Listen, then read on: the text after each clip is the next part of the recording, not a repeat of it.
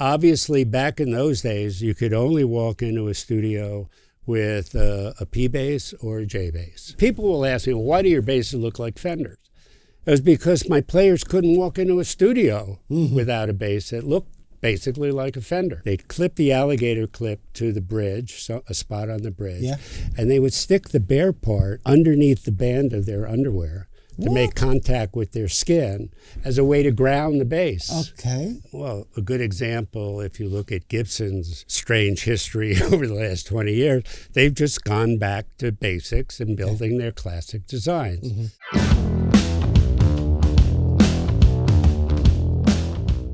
Hello, boys and girls. I'm once again Lars Lehmann for Sadowsky, Germany, joined by no other than Mr. Roger Sadowsky, our big boss. Hi, everyone. Welcome, Roger. Thank you, Lars.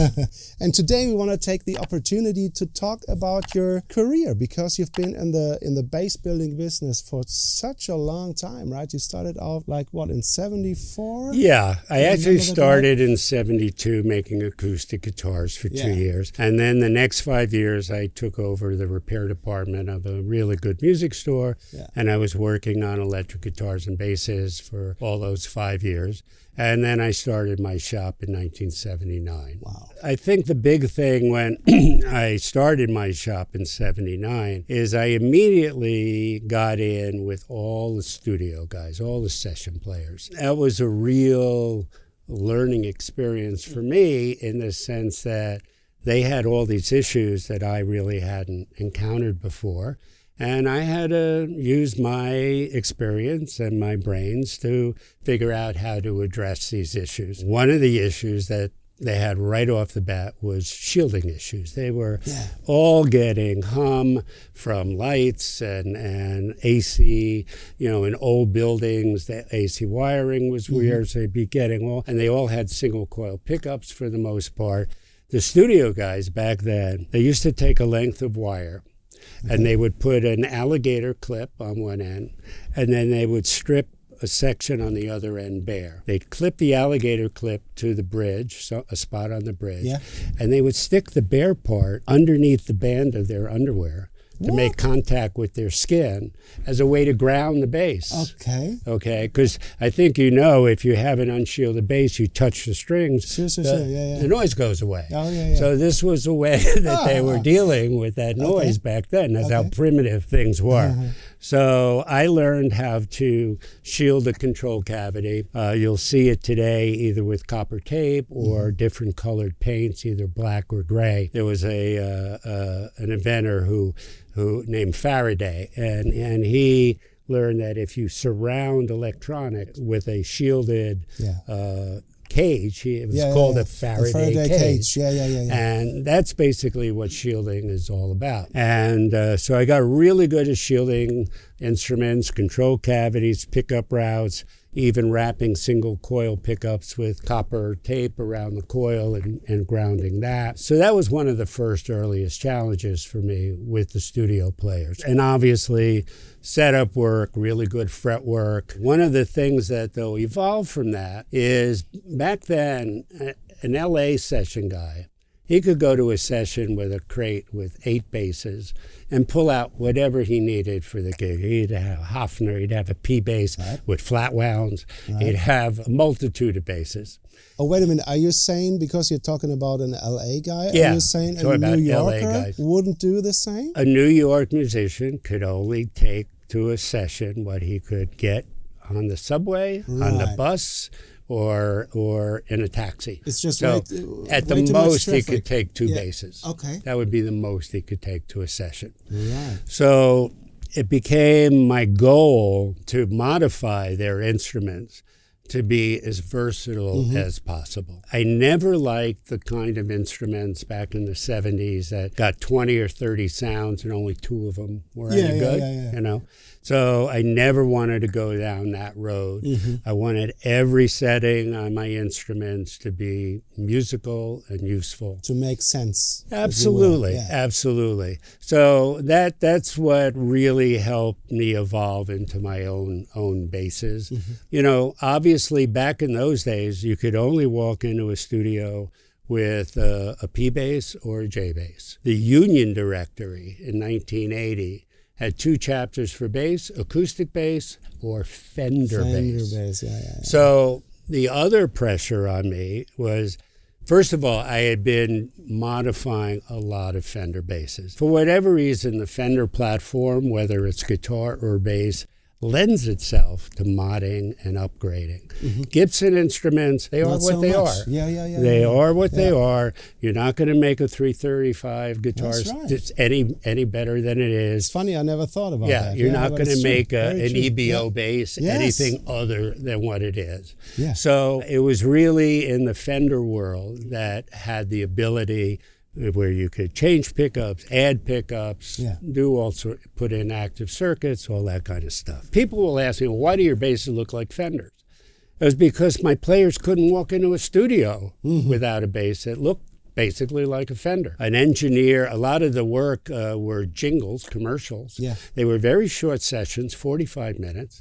An engineer was not going to spend 10 minutes dialing in the sound of a bass he'd never recorded before. Now, if you walked in with anything but a P bass or a J bass, you were never asked back for another session.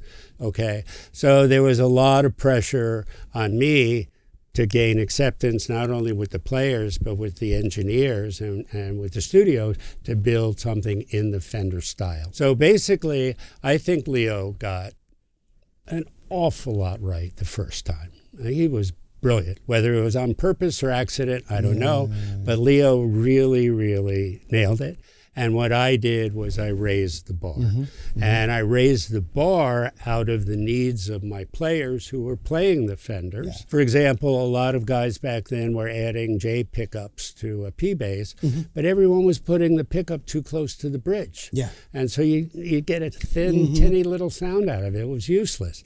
So I learned right away the right place for that J pickup was a 60s J location. And that's where I would put the pickup. So there was a lot of experiential knowledge like that. And I keep saying that I owe a lot of my experience to what I had to do to address the needs of my customers. Can we talk for just a minute about the New York studio scene back then, like in the 70s or 80s? Did you have, like, as a New Yorker, were there like a handful of guys who would share all the jobs, or was it like a huge scene with, let's say, hundreds of players? Who would do basically you had your A players and your B players. Your B players were the ones they called to do the demos, especially like for commercials. You know, this agency first had to do a demo to pitch to the client to see if they liked it. So they would hire the B players for that, which didn't get paid as high as the A players. Once the client picked the jingle they wanted, then they would bring in the A players to record the final. And the busy session guys back then, I mean, there were maybe, well, on bass, there were a dozen guys. Do you recall some of the names? Obviously, Will Lee and Lee, Neil Jason, Marcus. Not so much jingles, but yes, definitely Marcus. There was a gentleman named Russell George. There was a group of them, and they were doing as many as 20 jingle dates a week.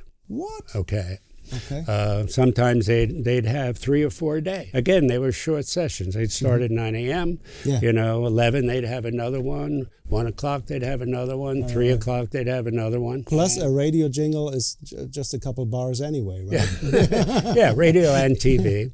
And also the pay was good, because if it was for a network, CBS, ABC, whatever, it would run for 13 weeks. And then if it was renewed for another 13 weeks, they got paid all over again. So it was very lucrative for a handful of guys. But then I started to notice around 1984, all of a sudden the bass players were complaining they weren't getting called as much. And that was the start of the synth. And a lot of those low notes now were being done on the synthesizer. And then by the late 80s, pretty much that whole jingle scene had pretty much collapsed between synthesizers and computers, and the fact that people started licensing existing music for commercials more than doing original music. The combination of all of that pretty much put an end to that scene. Yeah. And unless those guys adapted to being able to write and do their own music at home on their computers, those guys were able to get another 10, 20 years out of the biz. If they didn't, they were left to playing weddings and club dates. Yeah, the penguin jobs. Exactly. Wow, you're a true pioneer of the boutique bass.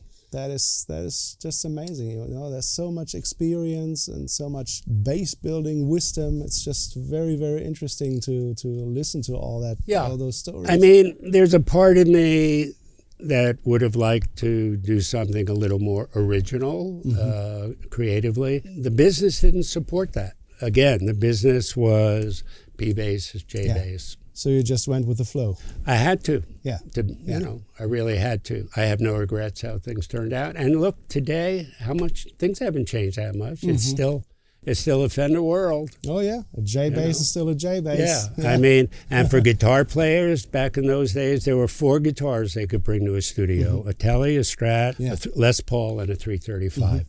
That was it. Can you, after all these years, think of any bass model that or bass building project, so to say, that you would like to get involved with? I can't say that I do. I think there's a limit to how much you can reinvent the wheel. And I think all the classic bass designs have been done already. Even, a good example, if you look at Gibson's strange history over the last 20 years, they've just gone back to basics and building their classic designs. I think there's a few, like Sheldon Dingwall, I have a lot of respect for. He really did something totally unique and original. There aren't too many builders I can say that about. Again, I respect all of my colleagues and whatever niche they've carved out for themselves. But aside from fancy woodworking and stuff like that, you know, again, how many times can you reinvent the wheel? Absolutely, yeah. What about the new generation of Metro Express basses? Yeah, well, again, with the Metro Express, I like to use the expression continuous improvement. Every production run is better than the last. You know, it's not easy to deal with a factory so far away in China. And with communication issues and whatever, it's all getting better and better. The next generation of Metro Expresses are going to have hum-canceling pickups, because a lot of players just didn't realize what a single-coil pickup hum sounded like. And so we're moving to hum-canceling pickups. We're just constantly trying to improve everything we do, whether it's in China or in Germany. And so small incremental improvements. I think the motto of the Toyota factory when it started was continuous improvement. And it makes sense. You have to always try to make what you're doing better. Can you think of any other improvements with the Metro Express series? Like I think they've now roasted maple necks. Yeah, the roasted maple necks. There's a string retainer. Yes. Which is the same as with the Metro line basses. Right. We've actually improved the string retainer. So anytime we discover that there are little issues, we address them. Okay. Roger, what are your future plans? What are you going to be doing in, I don't know, 1, 2, 5 years of time? Well, to be honest, what I want to do is devote some time and get back to my first love of building acoustic guitars. So I'm setting up a space in my workshop now for that. And I don't want to retire. It's just not in the cards for me. I keep telling people I'd like to drop dead on my workbench one day. I hope it won't be for a long time, but that's where I want to drop dead. But I love what we're doing in New York with my custom shop. We only have 6 people in the workshop. I want to make acoustic guitars. And have you ever built an acoustic bass? I have not. And one of the reasons I haven't is I don't think there's a market for a $6,000 acoustic bass. The ones that are on the market in the $1,000 to $2,000 range, I think get the job done as much as that design is capable of doing. Yeah. So I really don't see the need for a high-end acoustic bass. Warwick already makes a great one. Yeah. And I don't see anything I could bring to the table that would make a better instrument than that. Yeah. All right. You know, Lee Sklar's bass is fabulous. Yeah. So yeah, the future is just to keep working with Nico, continue to make some of the best production basses on the market. Oh yeah, absolutely. You know, my goal is we're at more than 2 price points. We're at the Metro Express, the Metro line, and then in Germany we have Master Built and Custom Shop. My important goal is whatever the price point is, I want it to be the best bass on the market for that amount of money. A bang for the buck. You bet. A good bang for the buck. Okay, guys. That's pretty much it for today. Thank you so much, Brother Thank Sadowsky. you, Lars. It's always great to chat with you. Yeah, pleasure to meet you. See you next time, guys. Bye-bye. Bye.